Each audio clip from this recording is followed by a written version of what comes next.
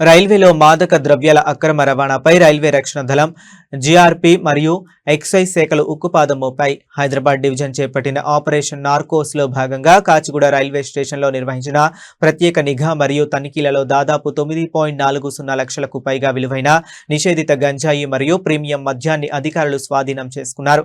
RPF pink patrol drone team Kacheguda platform number 2 పై అనుమానాస్పదంగా ఉన్న 2 బ్యాక్ ప్యాక్లను డ్రోన్ ద్వారా గుర్తించింది. వెంటనే గ్రౌండ్ టీం, డాక్ స్క్వాడ్ అప్రమత్తమై సోదాలు చేయగా 18.189 కిలోల డ్రై గంజాయి బయటపడింది.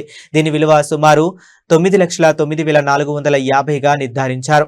ఎవరూ హక్కు చెప్పకపోవడంతో జీఆర్పీ పోలీసులు ఎన్డీపీఎస్ చట్టం కింద క్రైమ్ నెంబర్ 135/2026 నమోదు చేసి దర్యాప్తు చేపట్టారు.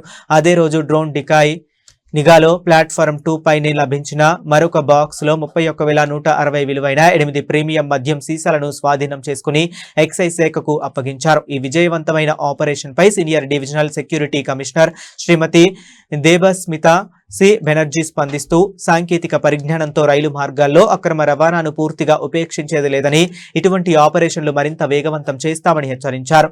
డ్రోన్ సాంకేతికతతో కాచిగూడలో జరిగిన ఈ స్పెషల్ డ్రైవ్ ప్రయాణికులలో ధైర్యాన్ని పెంచింది.